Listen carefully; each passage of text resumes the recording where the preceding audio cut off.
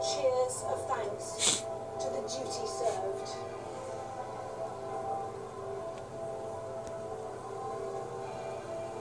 I love hearing those bells. To this remarkable woman.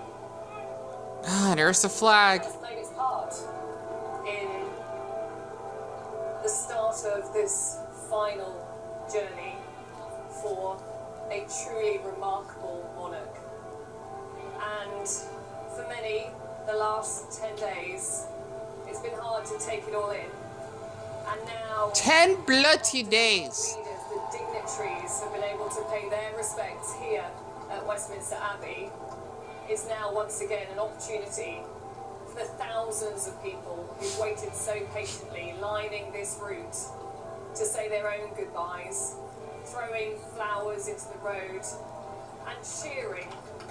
There is a likeness to this moment, a celebration of a life well lived after the solemnity that we saw at Westminster Abbey. An incredibly dignified and emotional service that really represented every facet of her life and everything that really mattered to her.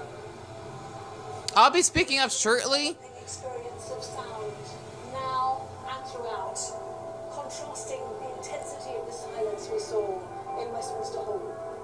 And it began really with the massed pipes and drums as they arrived here at Westminster Abbey, really setting the tone for this military spectacle, the like of which many of us have never seen and are unlikely to. Hooray! Just had to do it in the background. Long live the Queen!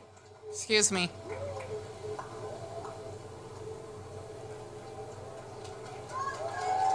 There we go. There's that last that's set in the background. The reason why I want to share this is because me and Mom, even though we're American, right? Plus, I do have Jamaican background, you know, that has something to do with it. But let's just say that I think I think we have like, I don't know. I know we probably have either, I don't think I have English background, but we probably have Irish background. But that's not the point here. But just to say that, I don't know, like, it's hard to explain it. Okay, I don't know why I had to bring that up for, but the thing is that my mom, she went to London years ago, back in 2004, if I remember, since she was a nanny at the time and she traveled a lot. Basically, I never got the chance to go to England with her, and she actually had gotten the opportunity to do so. And this is supposed to be Lord Lieutenant for Bristol, Peaches Golding. I'm not sure what that means exactly, but the thing is that I just had to share my reaction to basically the Queen's funeral, because she has been a Queen for 7 bloody decades, okay, 70 years. She's been a Queen way before my age, which is hard to believe because you see all these people, like, all over England. It's amazing because people underestimate how big England is, even though the size is small compared to here across the pond in the United States. However, though, you have all these people lining up to see the Queen's, you know, just her coffin and her journey. And it's really heartwarming to see all this because it doesn't matter where you come from. The thing is that the Queen has touched many hearts of nationalities, give or take, right? I mean, I just want to say one thing, that we do have white in our family. I'm not sure how much, though. I don't think we're English. I think we're Irish. I don't know why I'm breaking that up for. I know that's not important, but I just wanted to share this because all the way here from Arizona, since the sun is actually kind of coming up a little bit, and the time right now is 6:06. Yeah, double numbers. Well, except there's a 0 in the middle. And the thing is that I did rewind this just to share that part. Plus the darn bells. I love hearing those. And just to give you a depth, that's how many people were watching, right? It was 500,000 because they were seeing the Queen's coffin, but it's a lot of people watching at once here. So, and not including for the people that are just like lining up to see the Queen's coffin. It's just amazing, and that's supposed to be her hearse. And also, I just want to share one thing. I have a phobia of hearse. I would cry if I would see a hearse because I lost a lot in my life, right? And I know this is not about me. I just wanted to share this from like how it's like losing grandparents, right? Basically, these people are honoring their grandmother, so to speak, of their country. She has done so much. I know a lot of people don't like the Queen, especially, I could hate saying this for the Irish, that say, oh, Lizzie's in a box because they sing about her death. I thought that was bloody sickening, okay? It was. Alright, and I don't hear all this other stuff. You're just giving respect and wishes for the Queen. And, you know, it just means a lot. I always want to go to England. I do, okay? Oh, anywhere in Great Britain, for that matter. And I just thought I could actually just share this because I know I got other issues in my life, brought in clinical depression, loneliness, and suicidal thoughts, but I just wanted to share this from my perspective, okay? And I'm watching this across the pond.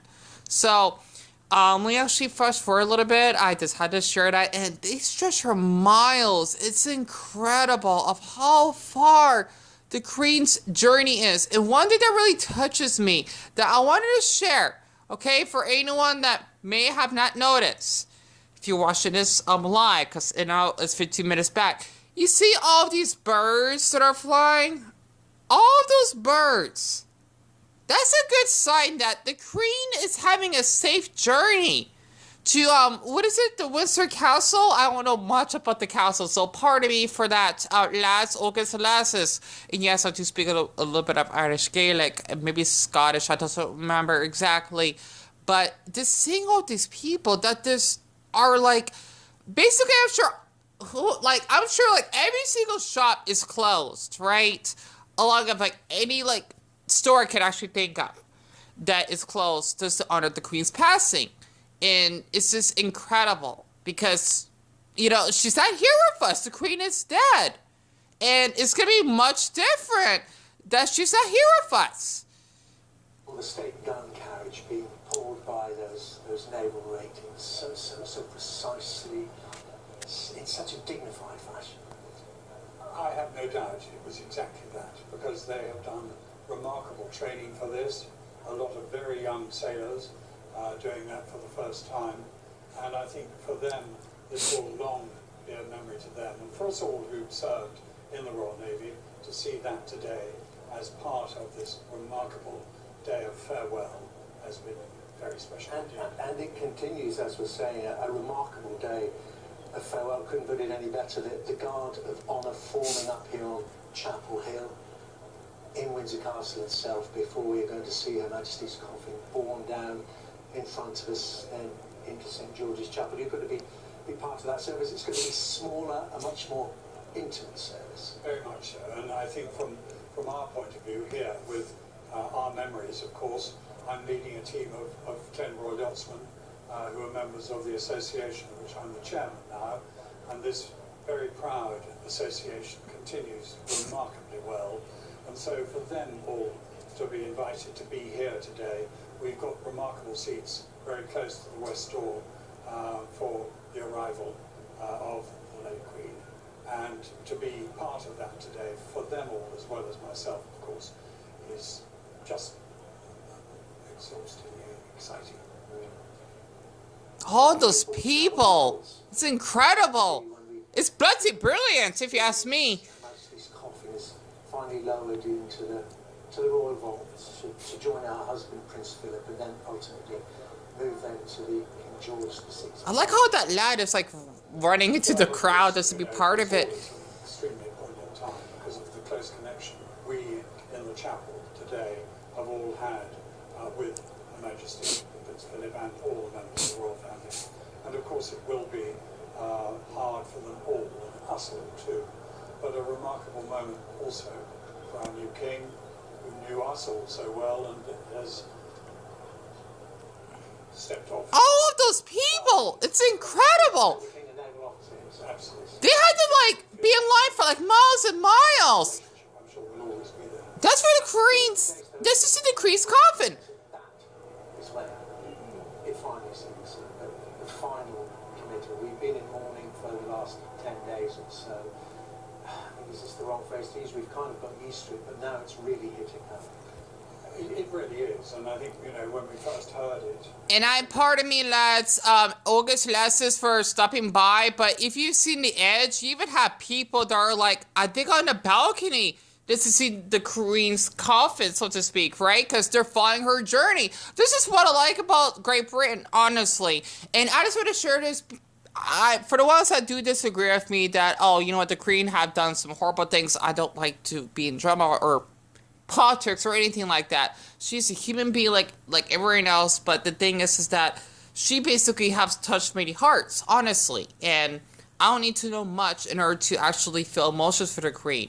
Because, I mean, after saying about, you know, what she did in the past and being in war and, you know, and just visiting so many countries, which I always wanted to do myself, it's amazing. And I just like how, you know, one of my fans that were from Ireland that actually came to visit me, and including my other 3 fans with him that were all over throughout the United States, they all came together to visit me. And that's how I feel about the Queen, that she actually has everyone, you know, coming together. This is, say, her last, Chiliel, so to speak.